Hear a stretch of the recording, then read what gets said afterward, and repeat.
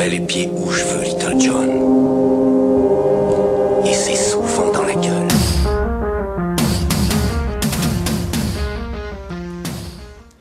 Adrien, amphétamine en petite paire solennelle, cocaïne au Mike du matin, Pierrick, écho, érotique, héroïque, presque irréel, king des playlists, macabée métaphorique.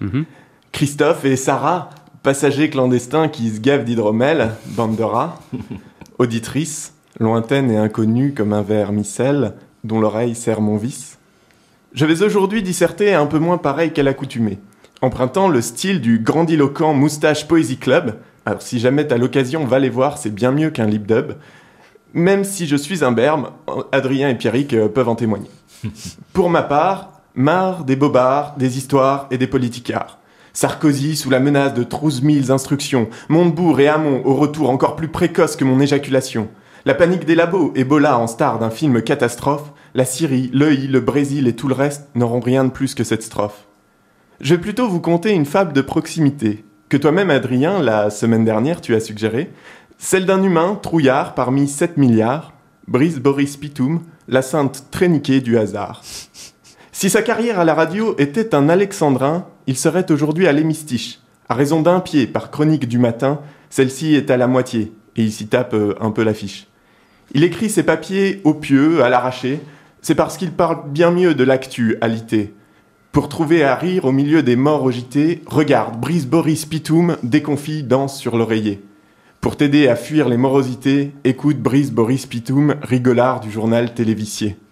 Féministe à toute heure, sans peur ni rien dans les poches. Si t'as l'impression de le voir et l'entendre partout, c'est que dans sa tête, ils sont au moins 1000. Derrière le micro, il veut faire entendre la voix, il apostrophe. De ses vers, il fout les pieds où il veut. Dans la gueule, surtout, de la haine et de la bêtise quand elle défile. Mais il le jure, ils sont pas racistes, même si leur service d'ordre est antisémite. Et ils sont pas non plus homophobes. C'est juste qu'être gay, ça se soigne, comme un microbe.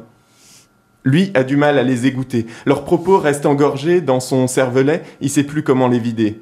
C'est un type bien, enfin il croit. Il voudrait pas s'énerver.